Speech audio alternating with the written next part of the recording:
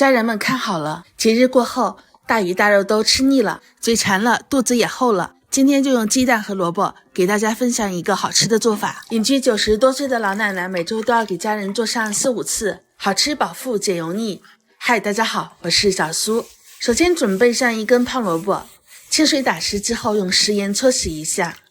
清洗乾淨。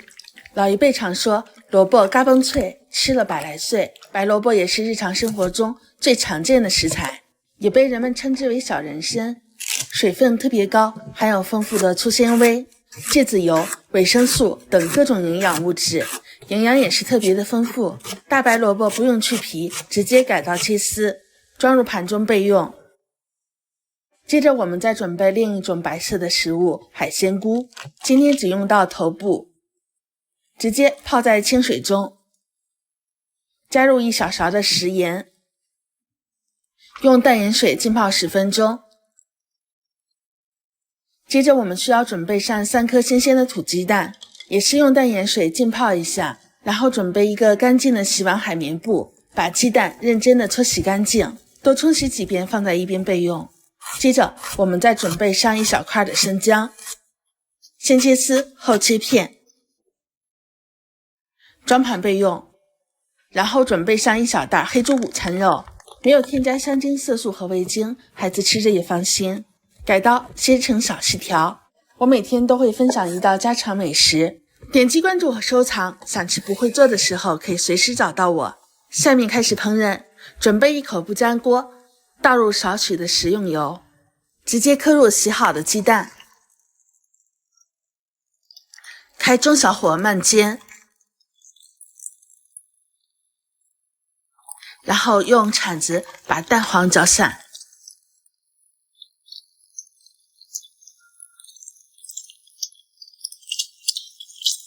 煎至一面定型金黃之後，給它翻面。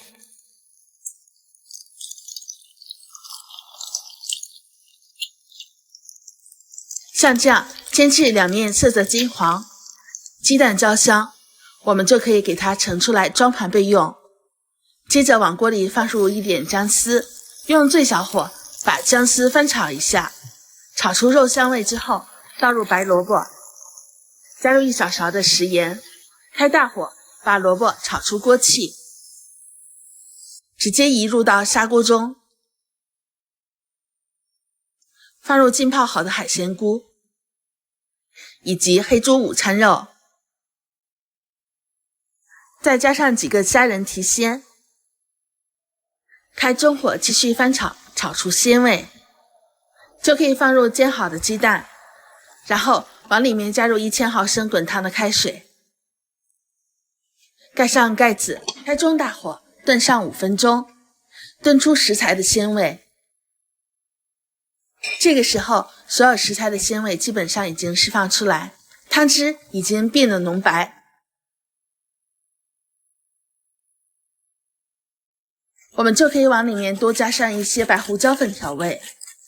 然後撒上一些枸杞和蔥花，就可以美美的享用了。一款非常好吃的蘿蔔雞蛋3鮮湯我們就煮好了，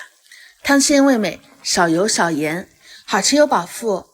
蘿蔔軟糯，入口即化，做法簡單，簡單易煮，輕鬆搞定全家人的晚餐。堅持一段時間，你就會有驚喜的發現哦。喜歡的朋友快試試吧，我們下期見。